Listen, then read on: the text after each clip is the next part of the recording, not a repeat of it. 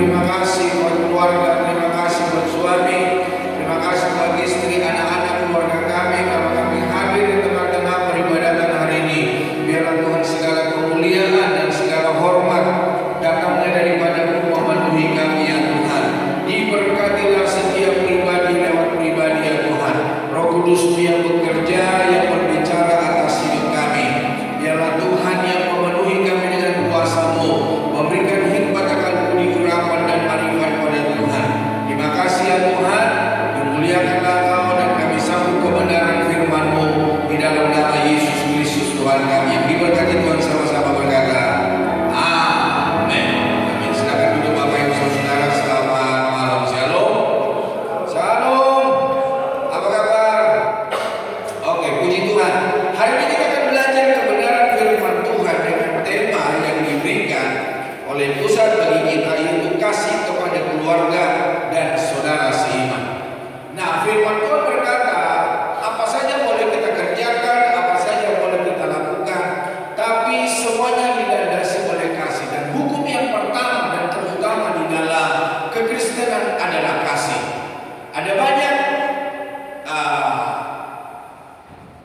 banyak acara, ada banyak hukum yang diberitakan lewat kebenaran firman Tuhan, lewat Taurat. Tetapi Bapak Ibu Saudara, di atas semuanya itu adalah kasih. Itulah sebabnya kita mengasihi sesama bukan karena kebaikannya, tetapi kita mengasihi sesama oleh karena Kristus telah mengasihi saya. Kalau kita menang hari ini, kalau kita ada hari ini, oleh karena kasih Tuhan melimpah atas hidup kita. Jadi tidak ada seorang pun di antara kita yang bisa dapat memegahkan diri kalau kita hidup, kalau kita ada, oleh karena kebaikan kita, tidak saudara. Oleh karena banyaknya kita menyumbang di dalam gereja, oleh karena banyaknya kita menyumbang kepada orang-orang lain. Tetapi kalau kita ada sebagaimana kita ada, itu semua oleh karena anugerah Tuhan. Itulah sebabnya Tuhan bilang, biarlah kita dapat mengasihi sesama, mengasihi pasangan, mengasihi anak-anak, mengasihi orang tua, mengasihi orang-orang yang ada di sekitar kita. Hari ini kita akan melihat di dalam Roma pasal 12 ayat yang ke-10. Roma pasal 12 ayat 10, boleh kita baca bersama 2-3. Roma 12 ayat yang ke-10, 2-3. Hendaklah kamu saling mengasihi sebagai saudara dan saling mendahului dalam memberi hormat. Jadi Bapak Ibu Saudara berkasih Tuhan, Tuhan bilang hendaklah kita saling mengasihi. Bukan hanya itu saja, supaya kita saling mendahului dalam memberi hormat. Jadi kalau kita datang dalam sebuah acara, kalau kita datang dalam sebuah perkumpulan, seperti orang Batak itu ada perkumpulan marga, misalnya marga purba, buru, bere, ibe bere. Jadi anaknya dari perempuan, anaknya cucunya dari perempuan. Jadi Bapak Ibu Saudara Kristen kumpul. Apalagi awal-awal tahun adalah buka tahun. Jadi Bapak Ibu Saudara, di dalam firman Tuhan berkata, biarlah kamu saling mendahului dalam memberi hormat. Bagaimana kalau kita ketemu dengan orang-orang yang ada di sekitar kita ketika kita berpesta? Apakah kita lebih dulu memberi hormat kepada orang lain atau kita menunggu orang lain? Firman Tuhan mengajari saudara dan saya supaya kita berlomba-lomba untuk memberikan hormat kepada orang lain. Jadi kita tidak menunggu orang lain memberikan hormat, tetapi siapapun kita, saudara, mari kita memberikan hormat, tanda kasih kita kepada orang lain. Amin, saudara. Saya rindu supaya setiap kita hari ini yang ada di tempat ini kita dapat memberikan hormat. Mau kedudukannya tinggi, mau kedudukannya rendah, kita sama di hadapan Tuhan. Kita ada oleh karena kasih dan karunia Tuhan. Di dalam 1 Petrus 1 ayat 22c, coba kita baca bersama 2-3. Hendaklah kamu bersungguh-sungguh saling mengasihi dengan segenap hatimu. Jadi dalam firman Tuhan yang berkata sungguh-sungguh dengan segenap hati. Jadi bukan separuh-separuh. Bukan ya, kalau saya senang, kalau saya suka, saya mengasihi. Tidak, saudara. Tapi kita mengasihi dengan segenap hati, dengan kesungguhan daripada Tuhan. Mari kita mengasihi sesama. Nah, saling mengasihi adalah identitas diri. Mengasihi adalah identitas kita. Sebagaimana kita punya KTP, kita mengasihi, itu Jadi kalau orang melihat kita, wah ini manusia-manusia yang penuh kasih. Jadi tunjukkanlah kasih Bapak Ibu Saudara kepada orang-orang yang Bapak Ibu ketemu dengan mereka. Jadi setiap orang percaya kepadanya, identitas mereka, identitas kita adalah mengasihi. Mari kita bangun hidup persekutuan dengan semangat saling mengasihi sebagai kesaksian Yesus itu Tuhan dan Juru Selamat. Jadi ketika kita menampakkan identitas kita mengasihi, berarti bahwa saudara kita menunjukkan Kristus hidup di dalam hidup kita. Nah, kasih harus dipraktekkan, bukan sekedar teori, harus melekat dalam gaya hidup kita, menjadi ciri khas setiap murid. Kasih itu bukan hanya dikembangkan lewat mimbar gereja. Kasih itu bukan hanya dibicarakan lewat komsel, dibicarakan lewat persekutuan-persekutuan gereja, tetapi kasih itu kita nyatakan kepada orang yang ada di sekitar kita. Jadi hari ini bilang dulu gini kanannya, ayo kasihi saya. Bilang dulu gini kanannya, ayo kasihi saya. Hari ini mari kita mengasihi saudara, bukan karena kita sok-sokan, bukan, tetapi karena Kristus telah mengasihi kita, kita pun harus mengasihi sesama kita. Nah, Bapak Ibu Saudara, kasih adalah dasarnya. Jadi, kenapa kita beridentitas kasih? Karena kasih adalah dasar hidup kita. Kasih bukan sekedar perasaan, melainkan perintah Tuhan. Kenapa kita menunjukkan kasih kepada orang lain? Karena itu perintah Tuhan. Jadi bukan perintah pendeta, bukan perintah orang-orang yang melayani Tuhan, tetapi itu adalah perintah Tuhan. Coba kita lihat dalam Yohanes 13 ayat 34. Yohanes 13 ayat 34, mari kita baca bersama 2-3. Aku memberikan perintah baru kepada kamu, yaitu supaya kamu saling mengasihi, sama seperti aku telah mengasihi kamu, demikian pula kamu harus saling mengasihi. Jadi Bapak Ibu Saudara kita harus saling mengasihi. Bilang sekali lagi, saling mengasihi. Mengucap syukur atas kehadiran keluarga dan saudara seiman yang Tuhan tempatkan dalam hidup kita. Jadi hari ini biarlah kita bersyukur untuk keluarga, bersyukur buat suami, bersyukur buat istri, bersyukur buat anak-anak, bersyukur buat makanan, minuman, usaha, pekerjaan. Jangan sampai kita melupakan berkat Tuhan yang Tuhan berikan bagi kita. Bersyukur buat kendaraan yang Tuhan percayakan. Apa saja yang Tuhan berikan bagi kita, mari kita bersyukur, Bapak Saudara. Gak tahu Bapak Ibu Saudara, ketika Bapak Ibu bangun pagi, apakah Bapak Ibu bersyukur buat apa yang Tuhan percayakan? Mulailah hari ini Bapak Saudara, apapun yang Tuhan percayakan dalam hidup kita, mari kita bersyukur kepada Tuhan. Nah, mengapa kita harus bersyukur? Keluarga sebagai tempat pertama yang mengenal kasih Tuhan. Keluarga sebagai pendukung atau support system rohani dan lahiriah. Jadi Bapak Ibu Saudara, di dalam keluarga kita bisa mengenalkan Kristus. Di dalam keluarga kita bisa mempraktekkan kasih. Di dalam keluarga kita bisa mempraktekkan kebenaran firman Tuhan. Di dalam keluarga kita bisa menunjukkan kasih Kristus yang terjadi di dalam hidup kita. Nah, kalau kita gagal menunjukkan kasih Kristus dalam keluarga, ya kita pun pasti gagal menunjukkan kasih di luar keluarga. Ada orang-orang saudara ketika di luar keluarga, waduh kasihnya luar biasa, perhatiannya luar biasa, pemberiannya luar biasa. Tapi kalau sudah ketemu pasangan, kalau sudah ketemu istri, ketemu suami, ketemu anak-anak, apa yang disebut dengan kasih sudah luntur, Bapak Saudara, atau enggan untuk melaksanakan atau melakukan kasih yang Tuhan berikan. Yang kedua, kasih di dalam keluarga itu adalah yang utama, Saudara. Keluarga adalah gereja kecil tempat kita belajar kasih pertama kali dengan saling mengampuni. Ampunilah kesalahan suami, ampunilah kesalahan istri. Sekali lagi saya berkata, ketika kita mengampuni suami, ketika kita mengampuni istri, bukannya orang itu enak itu diampuni. Tapi sekali lagi saya berkata, ketika kita mengampuni, bukan orang itu yang diberkati, tapi saya yang mengampunilah, yang dibebaskan dari ikatan. Saya yang mengampuni, yang dibebaskan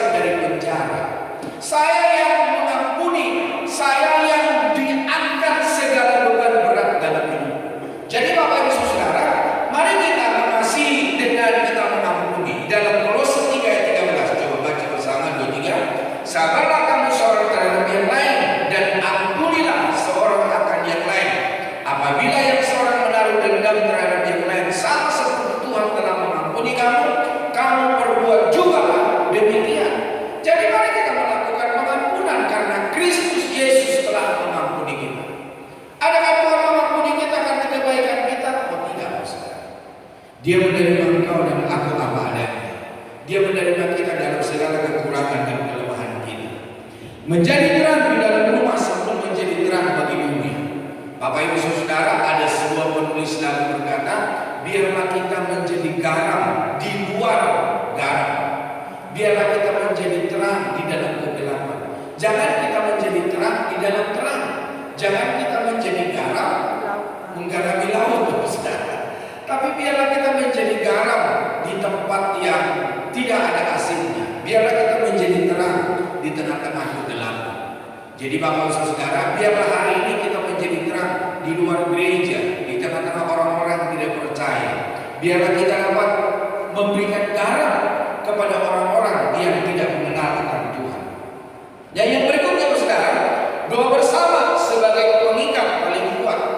Kita dapat melakukan doa bersama di dalam rumah, di dalam gereja. Nah, Bapak Ibu Saudara, yang ketiga, kasih kepada saudara seiman, kasih kepada tubuh Kristus. Kita adalah satu tubuh di dalam Kristus, yang artinya kita saling menanggung beban. Masih adakah di dalam gereja saling menanggung beban? Wah, kayaknya sudah lama kan. Tapi hari ini Tuhan bilang, biarlah kita saling menanggung beban. Kalau kita memiliki lebih daripada saudara kita, kita bantu, bisa membantu orang lain. Kita bisa menolong orang lain, saudara. Kita bisa memberikan makan, kita bisa memberikan minum. Bukan soal banyaknya, tetapi bagaimana perhatian kita kepada orang lain. Galatia 6 ayat 2, mari kita baca bersama, dikatakan, bertolong-tolonganlah menanggung beban, demikianlah kamu memenuhi hukum Kristus. Jadi ketika kita bertolong-tolongan, maka kita memenuhi hukum Kristus. Jadi kalau kita tidak saling menolong, ya berarti kita masih jauh dari hukum Kristus. Mendorong satu sama lain untuk melakukan pekerjaan baik. Di dalam Ibrani 10 ayat 24 dikatakan apa? Dan marilah kita saling memperhatikan, supaya kita saling mendorong dalam kasih dan dalam pekerjaan baik. Memperhatikan orang lain, melihat keadaan mereka, bukan untuk kita mendiskreditkan, bukan kita ngomongin orang itu, tetapi untuk kita memberikan perhatian, memberikan dorongan supaya apa? Supaya mereka dapat melakukan kehendak Tuhan di dalam hidup mereka. Ada banyak orang memperhatikan orang lain untuk mencari kekurangannya. Ada orang lain memperhatikan orang lain untuk mencari kelemahannya, yang akhirnya diomongin, dibicarakan. Tetapi hari ini saudara, kita saling memperhatikan untuk kita saling mendorong, saling mengangkat. Yang jatuh kita angkat, yang lemah kita hiburkan, yang putus asa kita memberikan sebuah harapan, saudara. Jadi hari ini marilah kita saling memperhatikan supaya kita saling mendorong dalam kasih dan dalam pekerjaan baik, menjaga kesatuan hati dan menjauhi perselisihan. Mari kita menjauhi perbedaan, tapi biarlah kita satu di dalam Kristus, Bapak Ibu Saudara. Nah, yang keempat, contohnya kasih yang menghidupkan. Memberi telinga untuk mendengar. Mari kita berempati dengan orang lain. Orang-orang yang membutuhkan, orang-orang yang peduli. Tuhan butuh Bapak Ibu Saudara. Seberapapun perhatian Bapak Ibu Saudara kepada orang lain, Tuhan sangat membutuhkan. Memberikan kata berkat. Saya selalu berdoa kepada Tuhan supaya apa yang keluar dari mulut bibirku bukan hanya memberkati lewat kebenaran firman Tuhan, tetapi menguatkan, menghibur, membuat orang dewasa di dalam Tuhan. Lewat perkataan membuat orang bertobat kembali pada kebenaran Allah. Saya berdoa setiap hari kepada Tuhan, biarlah Kau taruh perkataanmu di dalam lidah bibir mulutku supaya aku menjadi berkat. Perlu kita berdoa untuk hal itu, saudara, supaya perkataan kita memberkati banyak orang. Saling mendoakan dalam waktu pribadi. Bapak Ibu Saudara bisa berdoa untuk suami, untuk istri, buat anak-anak, buat pekerjaan Tuhan, buat hamba Tuhan, saudara. Setiap hari saya berdoa buat Bapak Ibu. Saya sebutkan nama Bapak Ibu Saudara. Tidak ada Bapak Ibu yang saya tidak tahu namanya di tempat ini. Kenapa saya tahu? Karena setiap hari saya menyebutkan nama saudara yang baru di gereja kita beberapa bulan. Ya, Pak Iwan, saya bisa berdoa. Ibu Devi, saya bersebut nama beliau. Siapa lagi saudara? Jadi baik anak-anak kecil, saya sebutkan nama mereka di hadapan Tuhan. Makanya sejak dulu saya berkenalan kepada jemaat, saya nggak mau misalnya Ibu Magda, saya panggil Ibu Parel. Saya nggak mau memanggil Ibu Parel supaya apa? Supaya ada banyak orang tahu, oh namanya dia Ibu Magda. Contohnya Pak Denny, istrinya, saya nggak mau panggil Ibu Denny, saya panggil Ibu Amsari. Supaya apa? Supaya Ibu Amsari dikenal orang, Bapak Saudara. Supaya orang berdoa buat Ibu Amsari. Jadi Bapak Saudara, kita tahu namanya. Yang kayak Ibu Dewi, ya saya sebut Ibu Dewi, Ibu Deborah, ya kan Deborah ya. Iya. Jadi bukan nama panggilan, saya sebutkan nama mereka yang asli di hadapan Tuhan. Jadi Bapak Ibu Saudara kasih Tuhan, mari kita berempati, mari kita berkata-kata berkat, mari kita saling mendoakan di dalam dua pribadi kita. Di dalam 1 Korintus 13 ayat 13, coba kita baca bersama. Demikianlah tinggal ketika hal ini, yaitu iman, pengharapan dan kasih. Dan yang paling besar di antaranya ialah kasih. Jadi kasih itu yang paling utama, saudara. Pengharapan kita, kasih paling utama. Apalagi iman kita, kasih yang paling utama. Hukum Taurat, kasih yang paling utama. Dasar dari seluruh Alkitab kita itu adalah kasih, saudara. Itulah sebabnya mari kita saling mengasihi, bukan karena orang itu baik, bukan karena orang itu perhatian sama kita, tapi karena itu adalah hukum Kristus di dalam hidup kita. Nah, saudara seiman sebagai keluarga rohani yang menguatkan satu jemaat di dalam Pengkhotbah pasal 4 ayat 9 dan 10. Coba kita baca bersama 2-3. Berdua lebih baik daripada seorang diri, karena mereka menerima upah yang baik dalam jeripah yang mereka. Karena kalau mereka jatuh, yang seorang mengangkat temannya, tetapi wahai orang yang jatuh, yang tidak mempunyai orang lain untuk mengangkatnya. Jadi Bapak Ibu Saudara berkasih Tuhan, kalau kita ada di dalam rumah, Bapak Ibu tidak bisa hidup sendiri, saudara. Maka istri saya ngomong-ngomong sama saya, dia bilang begini, Pi, kita jangan suka berantem ya. Kita tinggal berdua di tempat. Kita ini harus saling menolong nih. Anak-anak ada jauh dari kita. Ya berselisih ada, salah paham ada, tetapi kita tetap bersatu di dalam Kristus. Apalagi yang mau kita rindukan? Tinggal kita berdua. Tidak ada orang lain yang mendampingi kita.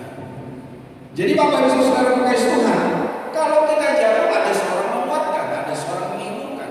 Tapi bagaimana orang yang mengurung diri? Bagaimana orang yang membiarkan diri di rumah sendiri, di kamar sendiri, mengunci diri di kamar? Siapa yang menguatkan dia? Siapa yang menghibur dia? Dia mati dalam pemikirannya, mati rohani, mati semangat. Ya bisa juga mati dalam jasmani, saudara, oleh karena kesendiriannya. Karena apa? Firman Tuhan berkata, kalau kita jauh, ada yang mengangkatnya, saudara. Nah, bagaimana orang-orang yang sendiri kalau dia jatuh, siapa mengangkat dia? Tidak ada, saudara. Jadi itulah sebabnya Bapak Ibu Saudara yang menjadi suami istri, marilah kita saling mengasihi. Memang kita boleh berbeda, kita boleh ya berselisih paham dengan sebuah pendapat, tetapi tetaplah berdamai. Amin, saudara. James, kita berdamai bukan karena pengantin baru ya, Pak Iwan, Ibu Devi ya, tetaplah berdamai. Ibu Magda, mana pasangannya? Mari hari ini saudara, kita berdamai. Pak Denny, tetap berdamai dengan Ibu Amsari ya. Nah, orang-orang muda berdamai dengan orang tua.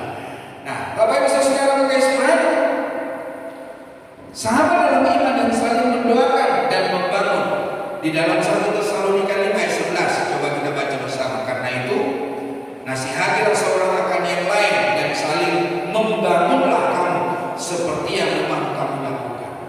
Jadi Bapak Ibu Saudara, mari kita membangun kepercayaan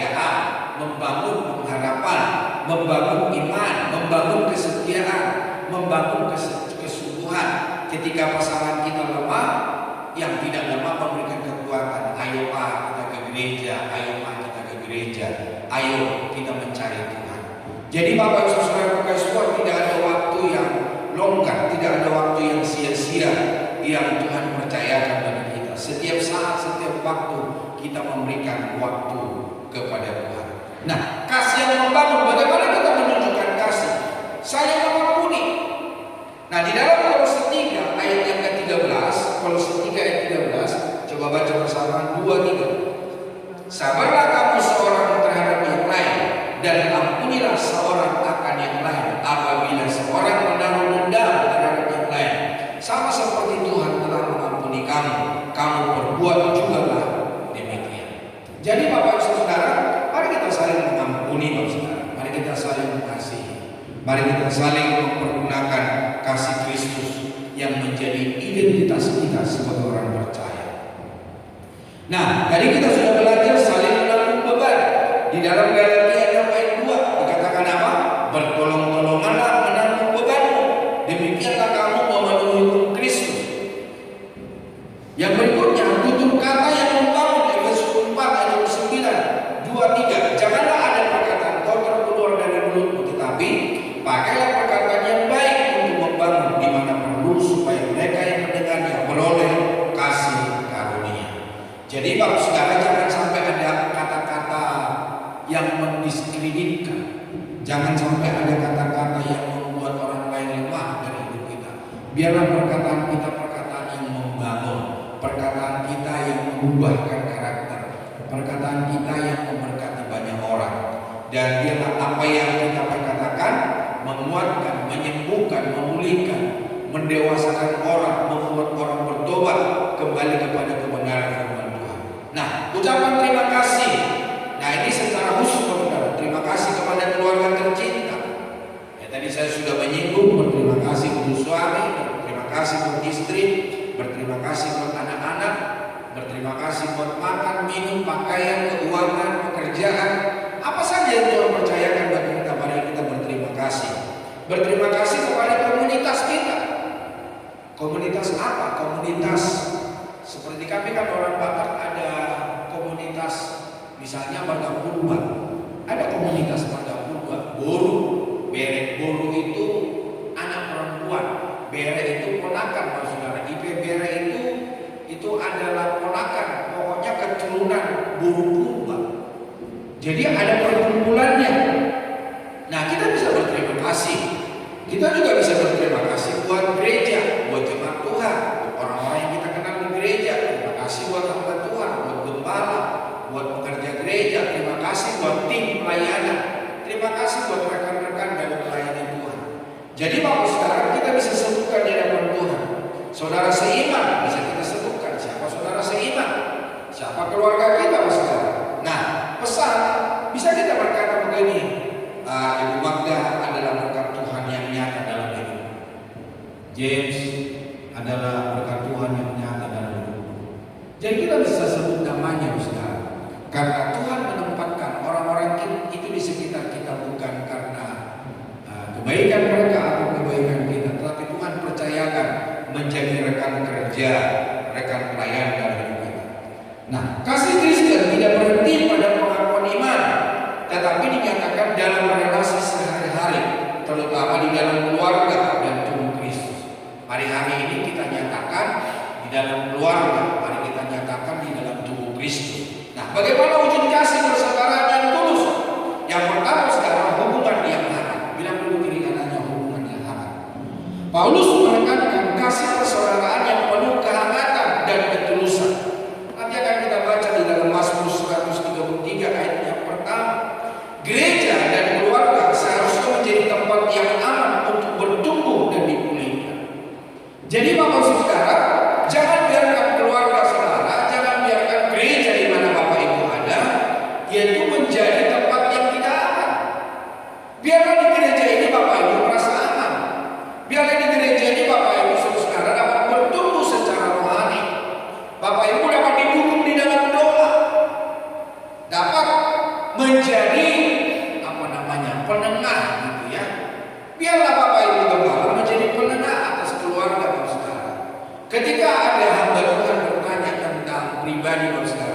bukan karena hamba Tuhan ingin ikut campur dalam keluarga saudara, tapi hamba Tuhan ini ingin meluruskan, hamba Tuhan ini ingin menolong, hamba Tuhan ini pengen jadi pendengar bagaimana supaya keluarga menjadi suami istri yang dipulihkan dan diberkati oleh Tuhan.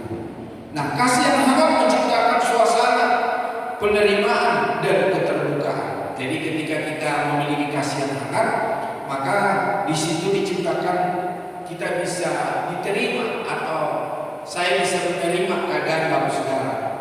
Keterbukaan di dalam segala hal di dalam hidup kita. Bangun relasi yang peduli, bukan acuh tak acuh. Sediakan waktu dan perhatian bagi sesama. Jadi Bapak Saudara, jangan kita tutup mata akan orang lain, tetapi marilah hari ini kita membuka hati selebar-lebarnya untuk memberikan perhatian, untuk memberikan kasih yang hangat kepada orang lain. Nah, definisi hubungan yang hangat, koneksi yang didasari oleh kasih sayang, rasa aman dan kepercayaan penuh, ditandai dengan keterbukaan, kejujuran dan saling ketergantungan yang positif.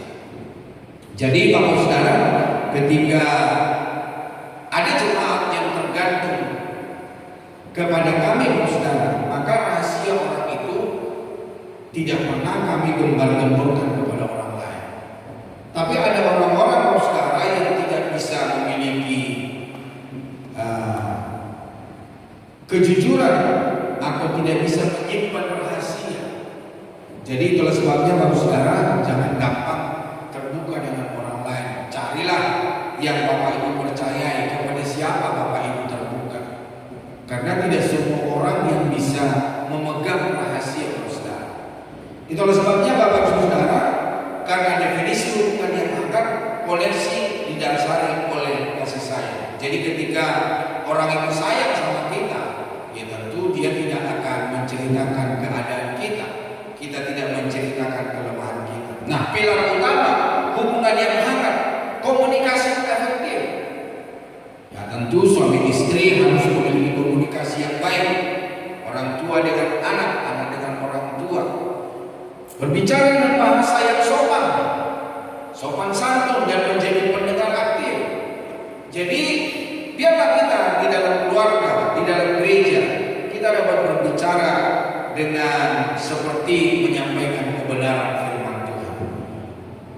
Nah, selain hanya komunikasi ini, ada sebuah kepercayaan membangun rasa aman agar setiap individu merasa nyaman menjadi diri sendiri.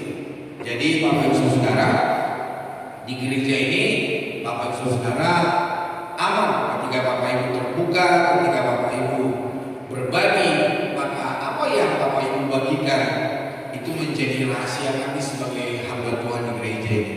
Penghargaan, menghargai kontribusi dan menerima kelebihan serta kekurangan satu sama lain.